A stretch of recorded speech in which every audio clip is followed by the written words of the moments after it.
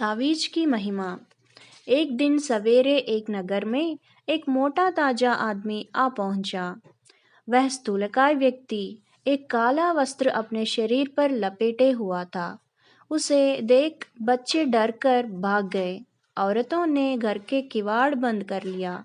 वह मुश्किल से अपने शरीर को चलाने चिल्लाने लगा, तावीज की महिमा जानना चाहते हो तो जल्दी आ जाओ। लोगों ने उसे जादूगर समझकर समीप जाने की हिम्मत नहीं की, मगर माधव नामक एक व्यक्ति को तावीज की महिमा जानने की इच्छा हुई। उसने स्थूलकाय के निकट पहुंचकर पूछा, भाई, मुझे तावीज की महिमा दिखाओ। स्थूलकाय ने माधव को एड़ी से चोटी तक देखा और कहा, चलो मेरे साथ। वह स्थूलकाय माधव को शहर के बाहर ले गया। उसने अपनी कमर से बंधे तावीज को खोल दिया। तब उतनी बड़ी कमर से बंधा तावीज एक साधारण आदमी की कमर से बंधने लायक छोटा हो गया। क्या यही तावीज की महिमा है? माधव ने सक पकाकर कहा। अरे, अभी तुमने इसकी महिमा कहाँ देखी? मैं इसे तुम्हारी कमर से बांधकर चला जाता हूँ। मैं तुम्हारी आंखों से जब ओझल हो जाऊंगा, तभी तुम्हें इसकी महिमा मालूम हो जाएगी। यदि तुम इससे अपना पिंड छुड़ाना चाहते हो तो इसे किसी दूसरे की कमर पर बांध देना होगा। इन शब्दों के साथ स्थूलकाय व्यक्ति ने माधव की कमर पर तावीज बांध दिया और वहां से जल्दी जल्दी कदम बढ़ाकर आंखों से ओझल हो गया। उसके ओझल हो जाने के बाद माधव ने जब अपने शरीर पर नजर डाली, तब उसे लगा कि वह बेहोश होता जा रहा है, क्योंकि माधव स्थूलकाय हो चुका था। माधव उसी दिशा में दौड़ पड़ा जिस ओर वह व्यक्ति गया था। गली का नुक्कड़ पार करते ही उसे एक पतला आदमी काला वस्त्र ओढ़े जाते हुए दिखाई दिया। माधव को तावीज की महिमा मालूम हो गई थी। गांव वाले बोले, हमने पहले ही सोचा था कि इसमें कोई दगा है। उस कमबख्त तावीज को तोड़कर फेंक दो। उन लोगों की सलाह प्रकार माधव ने तावीज को खोलकर दूर फेंक दिया, मगर दूसरे ही क्षण तावीज आकर माधव की कमर में चिपक गया। साथ ही वह अंगारों की तरह अब जलने भी लगा। माधव ने उसे खोलने का प्रयत्न जब बंद किया, तभी वह ठंडा हो गया। अब माधव के सामने बड़ी समस्या पैदा हो गई थी। महीने भर का इकट्ठा अनाज 2 दिन के लिए भी काफी नहीं हुआ। अपने पास जो कुछ था उसे खाने की चीजें खरीदने के लिए बेच दिया। उसे लगा कि अब मरने के सिवाय कोई दूसरा रास्ता नहीं है। वह गांव के बाहर गया और मौत का इंतजार करने लगा।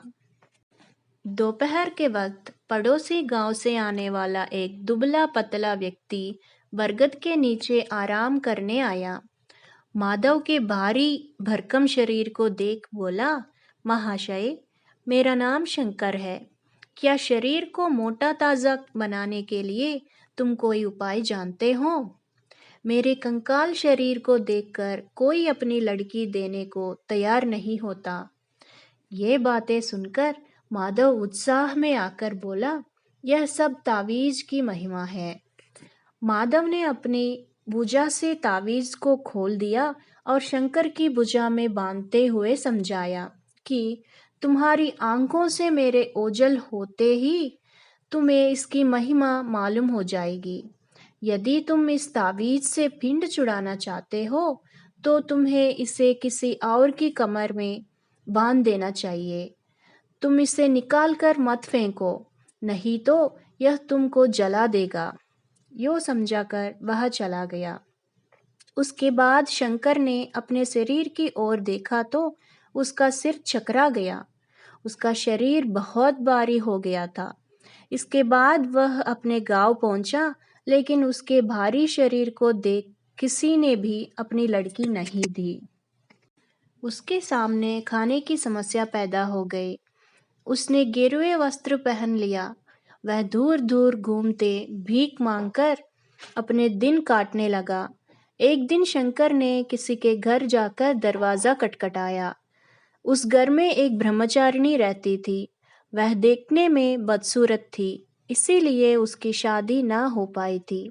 उसने किवाड़ खोलकर गिरवे वस्त्र पहने खड़े हुए शंकर को देख पूछा, स्वामी, क्या सुंदर दिखने के लिए कोई उपाय है? उस औरत की बातें सुनते ही शंकर का दिमाग तेजी से काम करने लगा। उसने कहा, क्यों नहीं, तावीज है। तब तो वह तावीज मुझे देने की कृपा कर दीजिए, ब्रह्मचारिणी ने कहा। शंकर ने झट तावीज खोलकर ब्रह्मचारिणी की कमर में बांधते हुए कहा, मेरे चले जाने के बाद ही तुम्हें इस तावीज की महिमा का पता चलेगा। अगर इससे पिंड छुड़ाना चाहते हो तो तुम्हें इसे किसी दूसरे की कमर में बांधना होगा। इसके सिवाय कोई दूसरा उपाय नहीं है। यूं कहकर वह वहां से भाग गया। ब्रह्मचारिणी बड़ी प्रसन्नता के साथ घर के भीतर गई और अपने सौंदर्य को देखने के लिए आदमकद के आईने के सामने जा खड़ी हुई।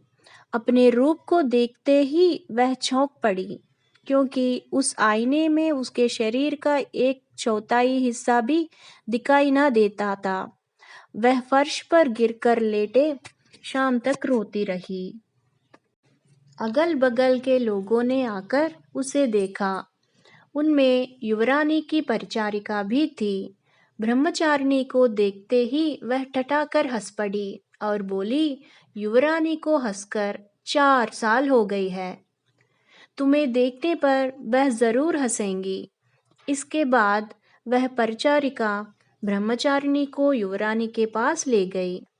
युवरानी एक टीले पर चिंतामग्न बैठी हुई थी। भूत की जैसे लगने वाली ब्रह्मचारिणी को नखरे के साथ चलते हुए देखकर वह खिलखिलाकर हंस पड़ी। इतने सालों के बाद तुम मुझे हंसा सकी। तुम में ऐसा कौन सी महिमा है? युवरानी ने ब्रह्मचारिणी से पूछा। यह महिमा मेरी नहीं, तावीज की है, ब्रह्मचारिणी ने जवाब दिया। जरा दिखाओ तो वह तावीज, फिर तुम्हें लौटा देती हूँ, युवरानी ने पूछा। इसे अपनी कमर में बांध कर देखिए, तब पता चलेगा। इन शब्दों के साथ ब्रह्मचारिणी ने अपना तावीज निकालकर युवरानी की कमर में बांध दिया और कहा, जब आप किसी दूसरे की कमर में इसे बांध देंगी तभी आप इससे पिंड छुड़ा सकती है। यूं कहकर वह जल्दी जल्दी अपने घर चली गई।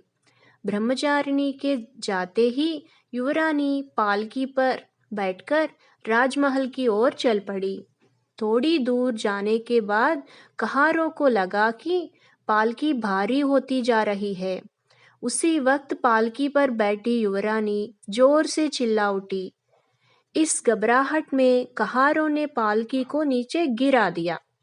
पालकी टूट गई। टूटी हुई पालकी में से युवरानी भूत की जैसी उठ खड़ी हुई।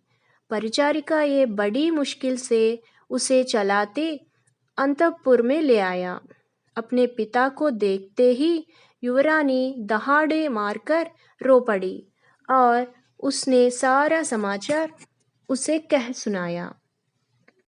राजा ने गुस्से में तावीज को खोल दूर फेंक दिया, लेकिन दूसरे ही क्षण तावीज आकर युवरानी की कमर से चिपक गया और वह अंगारों की तरह जलने लगा। उसकी पीड़ा को देख राजा को दया आ गई और राजा ने खुद उस तावीज को पहन लिया। युवरानी पहले की तरह पतली बन गई, मगर राजा स्थूलकाय हो गया। दूसरे दिन राजा ने ब्रह्मचारिणी को बुला भेजा। उसके द्वारा यह पता लगाया कि किसने उसे तावीज दिया है। तब शंकर के द्वारा उसने माधव का भी पता लगाया, मगर माधव को तावीज देने वाले का पता राजा ना लगा सका।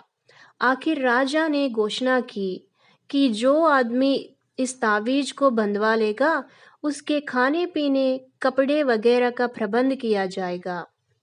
तब एक आदमी तावीज बंधवाने को आगे आया। वह आदमी वही था जिसने माधव के कमर पर तावीज बांध दिया था। वह फिर से स्थूलकाय बन गया और आराम से राजमहल में खाते पीते युवरानी का मनोरंजन करने लगा।